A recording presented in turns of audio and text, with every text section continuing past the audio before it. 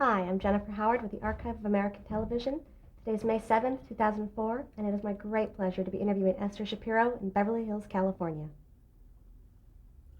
All right, well, thank you very much for taking the time to sit down with us today.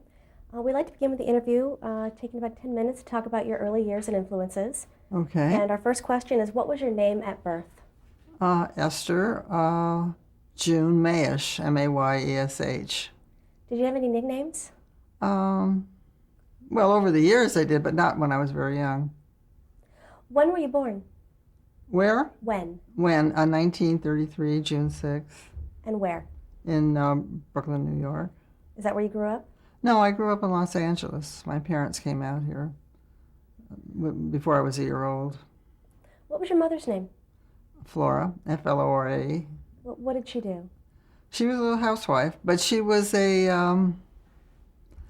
should have been a scientist. She was the kind of person who could take apart any appliance. She couldn't drive a car, but she could repair one. And during the Depression, the women on the street would come to her with their broken appliances, and she would fix everything. She just knew how things needed to work. And she had that kind of mind, which my brothers, a couple of them, inherited that trait from her. What about your father? What was his name? His name was Jack, and he was very well educated in Europe. We're Sephardic Jews. He was Turkish. He was at 16 known as the singer of the Dardanelles. He composed music. He was in business here because of the Depression, but all my growing up was filled with the music that he wrote and the songs that he wrote, and he recorded quite widely, and he's in a lot of collections now. And he influenced me more than almost anybody in my life because he was such a brilliant storyteller. And in fact, he and my mother held court, all the domestic things that were going on with their friends. And I think a lot of the stuff that I learned for Dynasty, I learned at home, just listening when I wasn't supposed to, at all the domestic. My parents were very proper where it came to us. But their friends, the things that they did, two of them would run away from their families and go off to Europe, and one man became a pimp for his wife, and all that stuff, that juicy stuff that I wasn't supposed to hear, I heard. And I do think it had an influence. And at the same time, my father, when he came to Los Angeles, had lost much of his money, and even though he could speak 8 languages, he became a florist. And at that time, it was the early Hollywood, and he had a store on Wilshire Boulevard, and Basil Rathbone and Norma Shearer and all of these people became his clients, and they became close friends. Irving Thalberg and Norma Shearer used to have breakfast. He'd have breakfast with them every week because he spoke French so well, and she was French-Canadian. And he would teach her how to do things, how to set a table and do other stuff. And I remember when my brother and sister were born, they sent incredibly lavish gifts to us at a time when, you're talking about the country was in the depths of poverty. 1/3 of the country was on welfare. And we would get these incredible gifts in the house, a $300 buggy for my sister. And had Irving Thalberg lived, our fortune might have been different. But I was influenced by that and by those early movies because those women seemed to have control of their lives. And it was something that I felt I always wanted to do. And that was the biggest influence I remember of my early life. Who were your favorite actresses? Well, I could tell you I liked Barbara Stanwyck. And when she came to work for me later, it was a thrill. I liked Rita Hayworth. I liked Rosalind Russell. I liked all those women Katharine Hepburn, certainly. And if I'm leaving some out, those are the prototypes of what I liked. And I liked the way they dress. And again, that was a big influence for me when I did Dynasty, because that's what had been working at ABC, and everybody wore jeans. And I began wearing dresses, and within a year, everybody was. And then after that, I said, why can't we dress like that? Why can't it be fun? You can do the other. My point of view has always been, you can do that, but what about this? Why do we have to give up hats, So I think things influence me as I go along, but I always had a driving need to control my destiny. And I felt, since I came from a rather constricted European family, and it was very loving and very giving, there wasn't a lot of room to My mother was always terrified we'd leave, because she had to leave her mother and came to America when she was 15. And so when we would take a trip, it was very difficult for her. So to go to Paris for 3 years or something was just unthinkable. So I had to fantasize in my own head. And I think that I began writing that way. And the other thing was that when I didn't write, I would fantasize and I would embellish stories, and it would be bordering on lying. But I found that when I wrote, I was a very truthful person because I had a place for all the fantasy. So it became almost a self-ministering psychology for me. I mean, I just recognized it in myself because I didn't like it when other people did it. But I would embellish. I would just get caught in a thing, And I taught school for a while once, and I would want to tell these kids about all these trips I never took because I wanted them to read and go and do. And then once I turned to fiction, it was better. I became a better person. Did you enjoy school? I loved school. I was a good student. I was probably a brilliant student. I won scholarships and did that. And I went to USC, and then met Richard later in a UCLA writing class. But I went through school on a scholarship. What did you major in college? Comparative literature. And I would have gone east, but I actually had a scholarship to Radcliffe, but we didn't have the money to live there, and I didn't have that big a scholarship. It was another one. But that was fine. USC was a very creative place, and I found and they had the film school was 2 bungalows, and I did a little film with some people there, starred in a little film. And I was never interested in being in front of the camera, but I did then. I did it for some friends, and I had fun with it. But I never thought seriously about film or television. I always thought I would be an on-camera reporter of some kind because I was in journalism too, comparative literature and journalism. And then with journalism, they kept sending me to teas. In those days, we didn't get to do anything good. And I just finally got disillusioned with the prospects for women in journalism. And then I liked comedy. I thought I would always end up writing comedy. And I started when I met Richard. Richard he has the most extraordinary gift of language. And when he plots and he thinks of things that nobody else does, and he was very quiet, and that suited me. He was very much like my father in that way. We complemented each other. I found that he filled some things that I couldn't do, and I liked being with him, and I liked him so much. And so we began working together, and then we stayed together. Do you remember the first time that you saw television? The first time I saw television, I think, was in the late 40s, and I think it might have been the Milton Berle show or one of those variety shows. Oh, no, wait a minute. It was Sid Caesar. I think it was Sid Caesar and Imogene Coca. Your show? That just rings a bell. And then in those early years, I can't tell which was which. I loved the comedian, with Audrey Meadows and Honeymooners? The Honeymooners. The Honeymooners was, I think, maybe my all-time favorite because I thought there was so much truth in it, and I liked it. I remember those. What were your impressions of the medium of television? The medium? Well, I never thought it was like movies. I thought it was more like, I thought it was just different from everything we'd had. It was different from sports and news because in those days that wasn't prevalent. It was more like variety shows. It was just entertaining. And it was fun to see people performing individually, not so much stories. There weren't many stories being told, not till the 60s, something like that. Now, after earning your degrees, you became a freelance writer. What kinds of projects were you writing? Well, what we did is, what Richard and I did, we decided to write a spec script because nobody knew us, and we needed to show a sample of our work.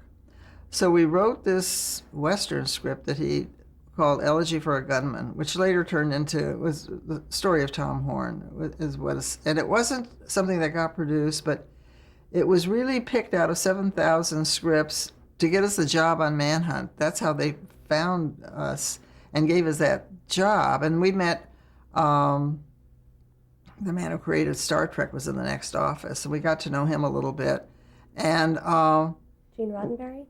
Gene Roddenberry became a good friend. And we didn't work on his show because by then we were doing other things. But I like I know I'm forgetting all of these people, but the man who did The Wild Bunch, the Western writer that died, Sam Peckinpah, he liked Richard's work a lot. He wanted us to work on his series, which was The Westerner, and he died, and then the series was canceled. But those were some of the early things that I forgot what your question was now. Just talking about some of the projects you were working on at that Oh, we were working on that. So we got Manhunt. And it wasn't very fruitful. There were very few women working at that time. I remember going to a Writers Guild meeting, and there were 2,000 people in the room, and there were like 2,000 glasses under the chairs, and there were about 3 women in the whole thing, and there were probably a few more in the guild, but not many active ones.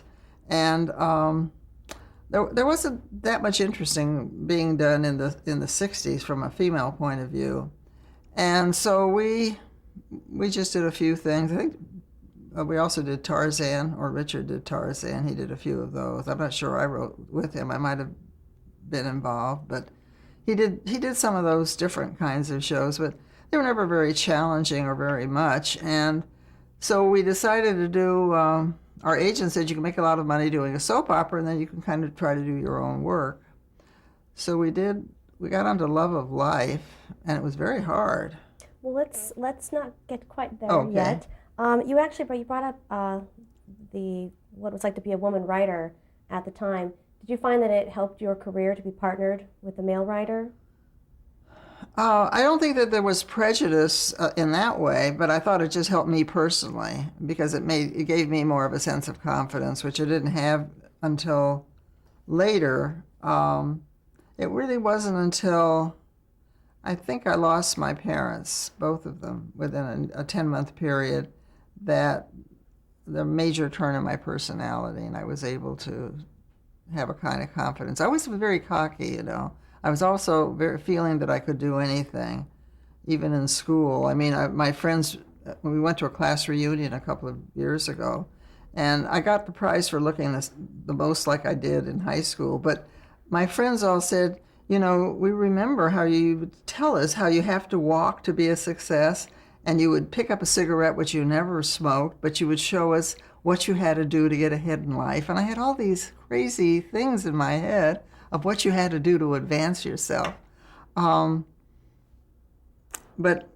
getting back to what it was like to be a woman, I just don't think it was,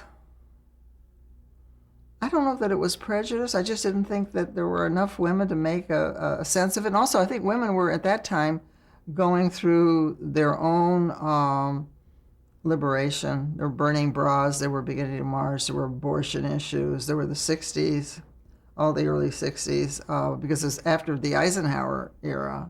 It all came crashing down, and everybody did their own thing. And I think they were more involved in that than in being in film, although there were a few women always have edited or written, a couple of them features, almost none in television though. There weren't really many stories for them to tell. They weren't the kind of shows they would do. They were fairly non-female shows, and the female roles usually was a dead mother. So we started with that. And it was either a father taking care of his, widow. He was a widower, and he had his sons, and all the women wanted to find him. But there wasn't a whole lot, and certainly not for grown-up women. For teenage girls, there was a certain amount of stuff, mostly actionful things. But even then, they were second bananas, secretaries, or so there was no way of finding control of your life, and that didn't really come until we did it a little bit in the soap in the late '60s, but then in the '70s. With the TV movies, that all changed. During those early years, were you able to support yourself full-time as a writer? In the very beginning, we each worked part-time. But after we had our stint at Warner Brothers, because we worked on that film for a year, and with at Warner Brothers, we worked on that teenage film summer tour, and we had to go. Our assignment was to arrive at 9 o'clock every day, watch Elvis Presley movies, and all these other ones, and then we would sit and write college movies, and the other writers on the floor kept saying, "Don't write more than 3 pages a day," And then they'd come around, they'd collect our pages, and this went on for months, And we were making, what at that time was pretty good money. It was around $700 or $800 a week, and so we saved, and we kind of supported ourselves. And there were a couple of times when we had to collect unemployment, and that was very hard for me. Not for my husband, but I cried when I did that. I just couldn't bear the idea of collecting unemployment, so we didn't do it very long. So we scraped through. Well, now let's focus on some of the work that you've done by yourself, since we'll be covering your joint work with Richard later. One of the programs that you worked on was Love Story. Love Story. I was an executive story consultant on that with George Schaefer. And, I always got these great jobs when I didn't want them because I had a kid, a baby, and I, took these interviews and I gave him all the reasons why I didn't want to come to work there. And then he asked me to analyze some of the things we were doing. And then he just absolutely made up his mind that I had to work for him. And actually got a few writers who wanted the job badly mad at me because, I got the job. But it was, when I got on that series, I was able to come up with stories, and I sold 5 in one day for the series. And I wrote a couple, and then the others did. It was a short-lived series, but it was a fun thing to do. And afterward, I did a love story, too, for Paramount, which didn't go on, Oliver's Story, which really took his life after that. And that was the first time that I had been an executive.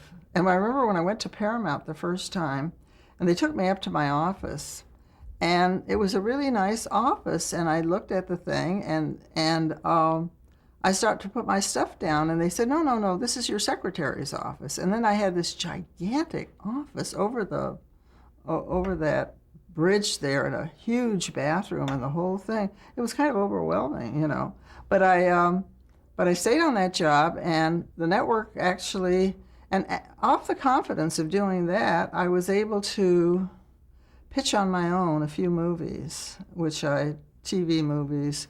We did one about a Mexican maid. Some of them got made and some didn't. One was about a Vietnam veteran who adopted a kid while he was there, and it turned out to be his own kid. And the problem was telling his wife and the other 2 kids, and it became one family.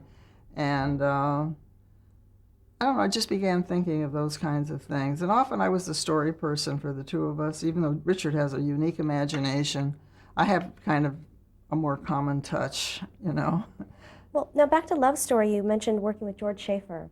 What was he like, personally, He was the professionally? most gentle, creative man. I loved working with him. He was a brilliant editor, and he would spend hours and hours and felt that often a film had to be made in the editing room. And I learned a lot about how a picture is made, how it's put together from him. And also he had a taste level that was the most important thing to him, to do tasteful things, to work with tasteful actors. And it was a good experience. What exactly was that show about? It was just anthologies about Oliver as a lawyer after Jenny dies, and he takes on cases that often have romance at the center of them, or some kind of conflict, but usually with a positive resolution. So it wasn't all just, there was a lot of pain in it, but it was also some humor. But it was tended to be a positive show of people coming together and that love triumphs. Yeah. You mentioned, I think you mentioned this series you worked on, or a possible series called Made in America.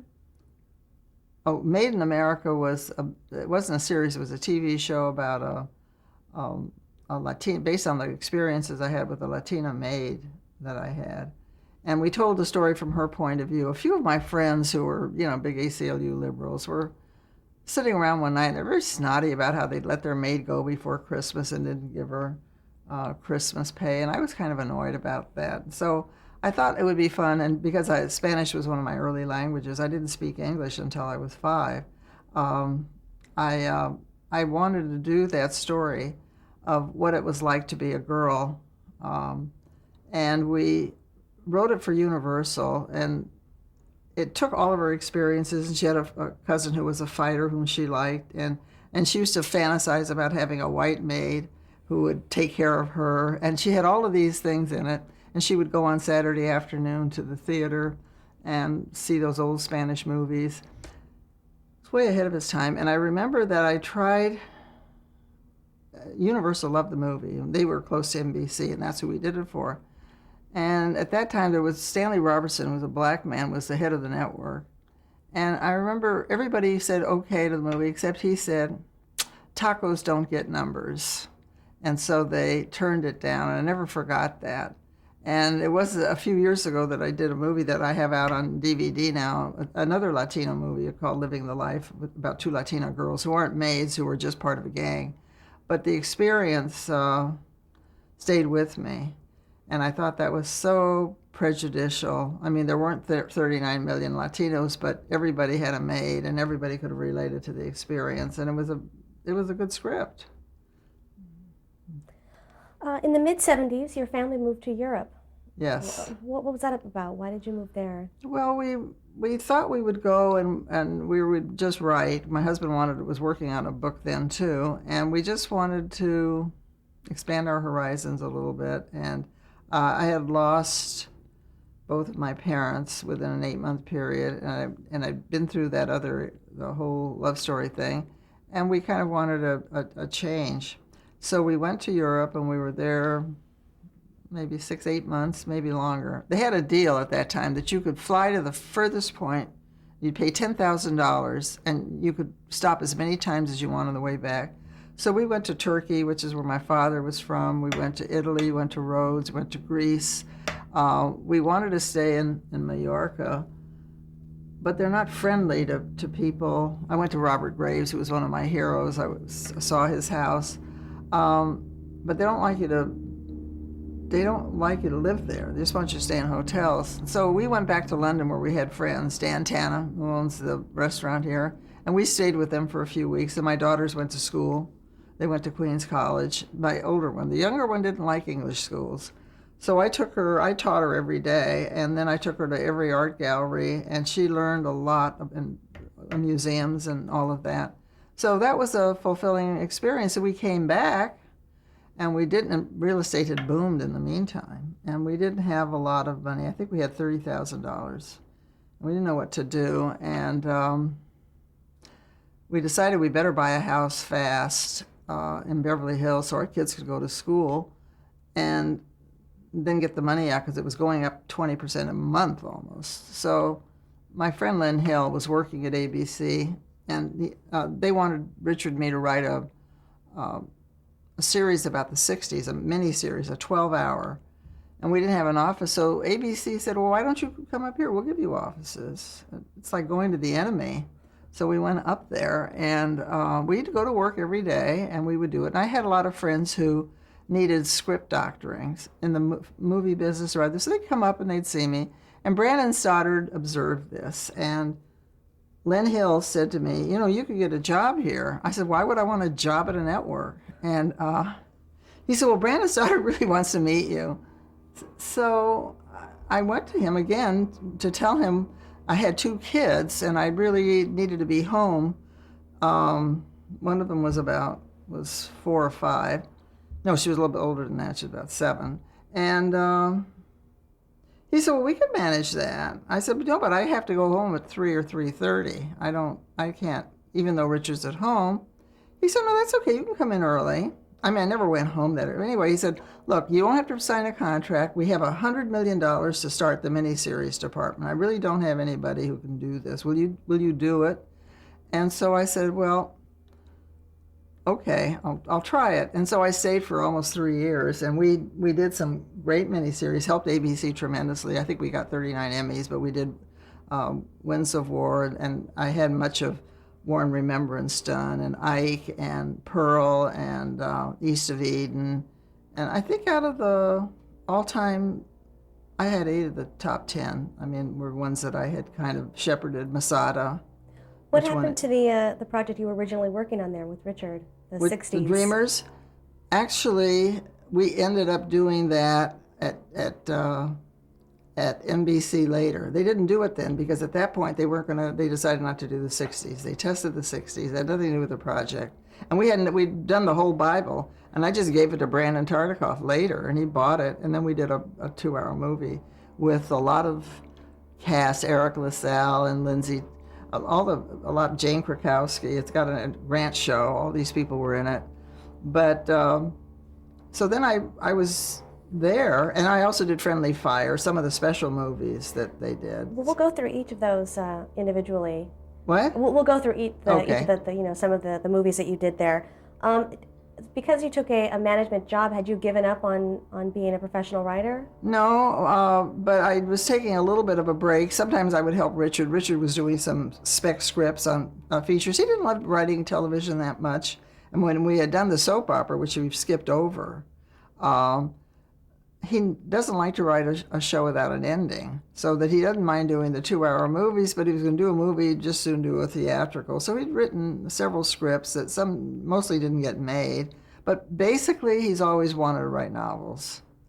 And even though he can write anything, that's really where his heart was. And so, and we've been hired, he'd be hired a fair amount. Like he just did the New Byzantium for USA Today, and then they decided to do Spielberg's Taken. Instead of that, they only had money for one, and then they decided they needed a brand name on that. So I don't know what will happen to Byzantium. It's now been at Universal and USA have both bought it, but it goes like that. It's brilliant. It'll get done one of these days. But he doesn't, and after we became successful in Dynasty, there wasn't the pressure to have to just go out and work. So we kind of do what we want. Well, working at ABC, what specifically were your responsibilities? My responsibilities were simply to find the best projects from the community available, talk to Brandon about them, and then shepherd them through and try to get the money for the company and work with them, the directors and writers, and I worked with them quite a lot, and they accepted that because I was a writer and a producer, and I had done some things, so they would kind of listen. So I actually helped a lot on the editing and the selection, and if they went down the wrong road. On Pearl, particularly Friendly Fire, was very close to Faye and to David Green, to all of them. They all became good friends. I had on Ike, which was 6 hours. ABC wanted to replace the director, and of course Brandon gave me the job of replacing the director, so I had that job too.